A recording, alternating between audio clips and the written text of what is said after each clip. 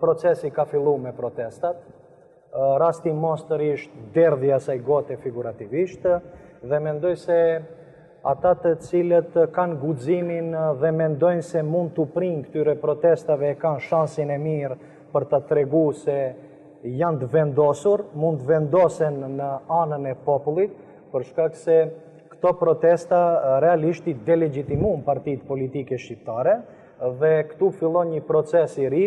Ne do të shohim disa nga figurat edhe mediatike, po edhe politike të cilat kërkojnë. Ne e pam figurën e zotit Sele, i cili u bashkangjit në protestën e sfundit në Shkup, zotin Shaqiri, zotin Kim Mehmeti, e kështu me radhë disa nga figurat të cilat dolën, por realisht parashtrohet një pyetje. Populli është shumë i paknaqur, e don liderin e ri, e don leadershipin e ri, do të shohim kujt do t'ja then zemrën dhe cili do t'jetë personi i duhur, i cili do ditë i kanalizoj këto kërkesa dhe të shkohet do të thotë një proces i cili do t'ua rikthej procesin e humburat që e thash më parë që ju humbën partitë politike shqiptare.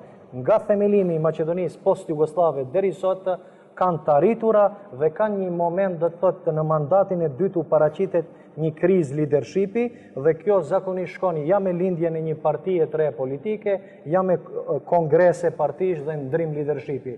Mendoj se këto protesta do të provojnë diçka për shkak se rinia shqiptare është shumë e vendosur. Ata dëshirojnë, do të thotë, dëshiroj ta kanalizoj dhe ta themat që e kam ditë, e kam bisedu me studentët e mi, të cilët janë pjesë e këtyre protestave, të cilët janë të paknaqur.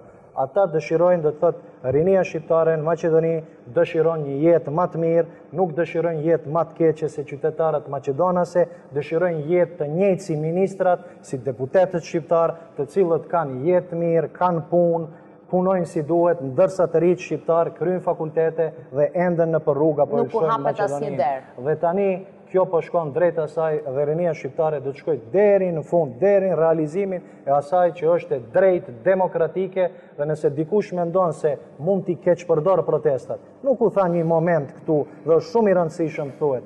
Pse njerëzit mblidhen te xhamia? Për shkak se sheshet janë të kontrolluar me kamera nga qeveria e Maqedonisë, institucionet arsimore po ashtu janë të kontrolluar dhe nuk kanë se si mblidhen, dhe i vetmi vend ku ata gjejnë një lloj hapësire ku mund të mblidhen është xhamia, dhe kjo nuk do të thotë se shqiptarët nuk kanë një gjë të keq. Ramazani edhe është kjo situata e po se flamuje nuk e di çka. Gjykimi se jemi ne kanë pas Maqedonë. Ditën e premte mendoj se u pa se cili është zëri i shqiptarëve të Maqedonisë. Besoj se u pa mbi 10.000 flamuj shqiptar dhe gjitha elementet kombëtare.